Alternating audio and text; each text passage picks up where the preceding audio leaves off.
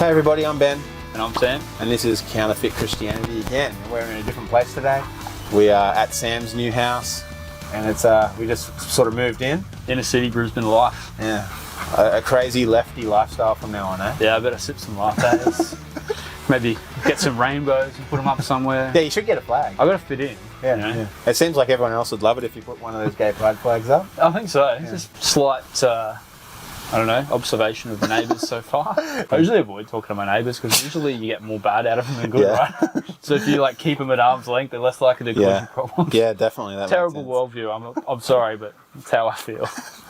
Yeah, definitely. Well, today I've been thinking about what to talk about, and I've been listening to a bunch of audiobooks, and today the first thing that we're going to talk about is, I don't know what I'm going to call it, but I think I'll just call it the ancient gods are returning, have returned to our society. That's what I want to talk about. Before we get into it, we've got a special guest today, so we've got him over here. Who's this? Who's this? This is Ragnar, named after the Viking warlord. Except he's not acting like a Viking warlord today. Yeah, he hasn't killed any Christians today, I don't think. No. Maybe we could take him to a church and fix that. Ah, that's it. Instead of a whip, we'll take him.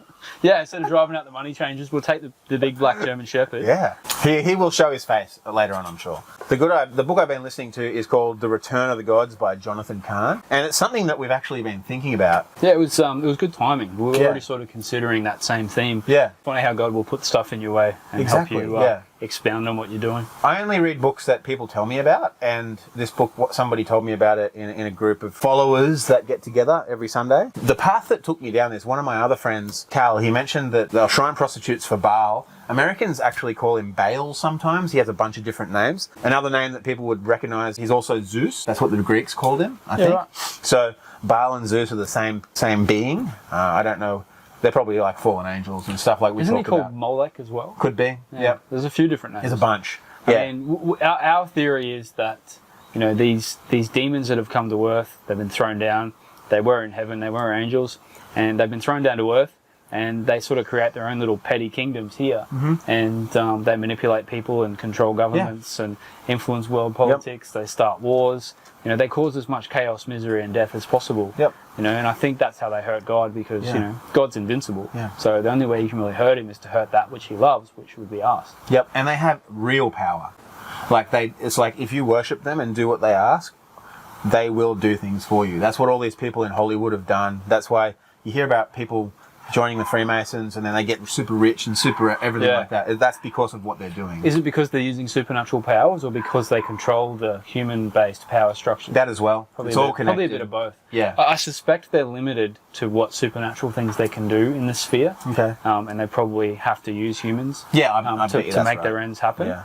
But, we do see supernatural stuff on this planet. Yeah, well, we're going to talk about Elijah later and that story of Elijah versus the priest of Baal. It was pretty obvious that he had no real power. And it's similar back with with Moses, and he was bringing forth the miracles, and the Pharaoh's wizards or whatever you call them would come and do things as well, and they had supernatural power. Yep. So that power hasn't disappeared. Right. I think it's latent at the moment because the world is so connected. Yeah. And if it was very obvious to people, everyone would start thinking, "Oh, God's real." They don't want that. Yeah. So because in the past they were cast out by the followers of Jesus, and then in Western society.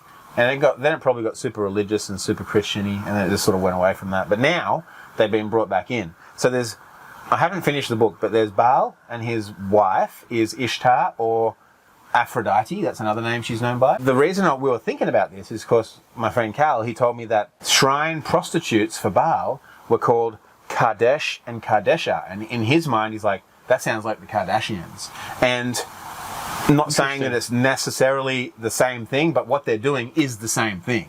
So they're bringing that culture of Baal into our society. There's lots of evil demonic things that we look at in the old texts, like, the sacrifice of children on altars and stuff like that. And people go, oh, that doesn't happen these days, but it does. It's called abortion. Yep. They just call it a different name. Yeah, well, our society does it kind of differently, but it's exactly the same. Yeah, it's the way they fool people, I think, because if you were trying to sacrifice babies on altars and have orgies, I think most normal people, whatever they believe, wouldn't be okay with that. Right. But if you phrase it and indoctrinate them that it's the same thing in a different way, they do accept it. Exactly. Abortion has become an accepted thing by a lot of people. It's it's not a real baby till it's born. It's like, You know, whereas I would regard it as a living being the 100%. moment it's conceived. And that is our culture sacrificing our babies to Baal. Yeah. And most people don't even realise it. Yep. They think we live in this modern world that's devoid of all these old rituals and, superstitions and mythologies, but they've become worked into our world in a different way. Mm-hmm.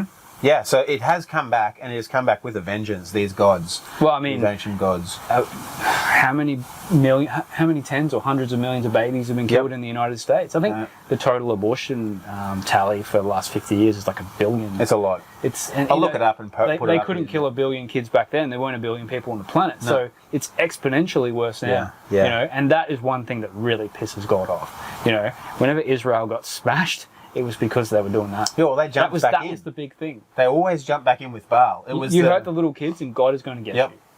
That's when that's the story of Elijah, is around when the Hebrews went back with Baal, and these guys. True, they had that's why there was the priest of Baal. Yeah, that's what we were talking about. And as soon as Moses went up on the hill, they made the calf of bronze. Yeah, that's right. And it's like, as soon as they did that, they started worshipping Baal straight away. It's like, this is what societies always go back to. It's like people find it hard, because I guess God is, you can't see him or touch him, and people like to have something they can feel that gives them security, because they don't really have the faith to believe. What did you say before? Everyone likes to have an instrument. And a lot of people, they bring that idolatry into Christianity. They have an instrument all the time. Like the Bible's used as that. Yeah. And they go, they worship it, and it's so sacred to them, more sacred than God is, because maybe they don't really believe God's real. No. Like, they acknowledge it in their mind, but in their heart they don't. Yeah, maybe they're not even really consciously aware. Exactly. Sometimes. No, they're not aware of it, but it's still, they're working into that that culture of the ancient gods. When you cast out a demon, right? So this happened years ago. Like these demons, these ancient gods were cast out, and then when they are cast out, they're free and clear, right? It's like being cast out of a person. They're free, and it's an empty vessel. Then they roam around looking for someone else. Yeah, or... and so if it's not filled with Jesus, then it's filled with nothing, and then they can come back tenfold, a billionfold. That's what's happening to our culture now. True. It's filling the vacuum. With way more. So if you come to a culture that's never had Jesus before, never had God, then it's like they can be cast out. And what they did back in the past is nothing compared to what it will be when they come back. Like what you said with abortion, it's way more than it ever was. Oh, God. And it's like there wasn't even an opportunity to kill that many children back then. No. There's probably 100,000 or 10,000 or 1 million people that were killed over the whole of history. And I've had people like almost physically attack me before because I've told them, look, I don't agree with abortion. I think it's evil. Yeah. And like they get like almost foaming at the mouth. They're screaming at you. They're crazy. And it's like, they don't want to think why of their own. Why are you so invested in the killing of little kids? Like, I can just see it. It's in we've talked about it before. It's in every single aspect of our culture now. It's in government. They try and tyrannize you. Is that the correct word? It's tyrannical government. Be tyrannical. Yeah, they will be tyrannical and do that sort of stuff to you. And then they try and own you through, in Australian government, it's all about contracts. And it's like contracts, and it's all about money. Everything makes you agree with being dominated, basically. Yeah. Everything you are supposed to do, you're not really obliged to in a lot of ways. Like the Constitution sets out a bunch of really clear and specific Even the Australian laws. Constitution. Yeah, the Australian Constitution. Yeah. But then they sort of try and override it, try and put it to the wayside, and they get you to agree to lose your rights and pay your money. Like income tax here used to be voluntary. Yep. And then they suddenly flipped it around and made everyone pay it. And then all of a sudden, all the companies stopped paying tax, and all the tax burden went on us. And now you get prosecuted for not doing it. It's like they just push hard because their system is a system of contracts. But it's like, I just want to share a little story about, at the moment, I was trying to find a new school for my kids, and there's this big fancy Christian school that they ask all these really personal questions about your health and private medical information. And then to even apply, you have to sign away those rights. It says, we give the school permission to share that with anybody. And I'm like, get fucked. There's no fucking way. And this is a big Christian school. The religious people, the Christian groups of people have gone into this Baal worship now. It's exactly what the Hebrews have done. I mean, that's what Satan loves to do. He likes to take the truth and twist it, because a bald-faced lie is a bald-faced lie. But if you mix truth with lies, it becomes a lot harder to discern. And a lot of people have taken God's name and wear it as a badge, but I mean, I don't think God would even say hello to them. No. Because they're bad people. Yeah, we've talked about it so many times, haven't we, about the religious people and how they're actually satanic. But now we have another name for it, that they're actually worshippers of Baal. They use this world system, and the world system is so different from Jesus' system. We'll talk about that again in another video. But the system is so very different. The way that Jesus does things compared to the way that the world does things. And it's like all of these Christian organizations and these Christian systems have decided to go in with the world. And so they're using contract law against people in schools. And this is a Christian school using Australia's contract law against their own people who go to that school. It's mental. It makes me want to puke. And it's like, these people are speaking in the name of God. I mean, it started back in 300 AD when Christianity was burning like a wildfire through Europe, and it was growing really fast. And the more they persecuted the Christians, the faster the church grew. And so Satan or his minions or both, I guess they changed their strategy. They legitimized Christianity instead, mixed it together with all the pagan religions, which is why we have like December 25th as Christmas Day. That's a pagan holiday. Easter's a pagan holiday. Yep. They took all this pagan stuff and made the Catholic Church. Read Pagan Christianity. It's a bit of an old book. It's a great book. We've talked about it before. Have we? Yeah, in one of our first videos. Yeah, I read it about 10, 15 years ago. And it's really, it's an amazing book. Really influenced my thinking. It's probably my favorite. I don't like books about God usually because they're kind of cringe, but I really, that's my favorite book out of any book that I've ever read. Institutional Christians hate that book. Yeah, I listen to audiobooks. And then the other book you can't read. No, I can't.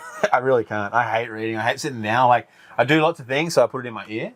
So I also, you can read. But but I just don't like it. If I don't have to, I would read Pagan Christianity and then Jesus Way by Eugene Peterson. I told you about that. That's the guy that wrote The Message. He's super religious, but there's so many cool points in there. And then I would also read The Return of the Gods. They all sort of link together. Well, I've just read them or listened to them, but they're very, very great. I have to give them a read. When I read those kind of books, I have to read them slow. Like, if it's a fiction or something, smash it. Yeah. But when it's a book like that, and you have to reflect and look at all these different angles, and you get challenged on the inside, I have to chew it slower. Yeah, definitely.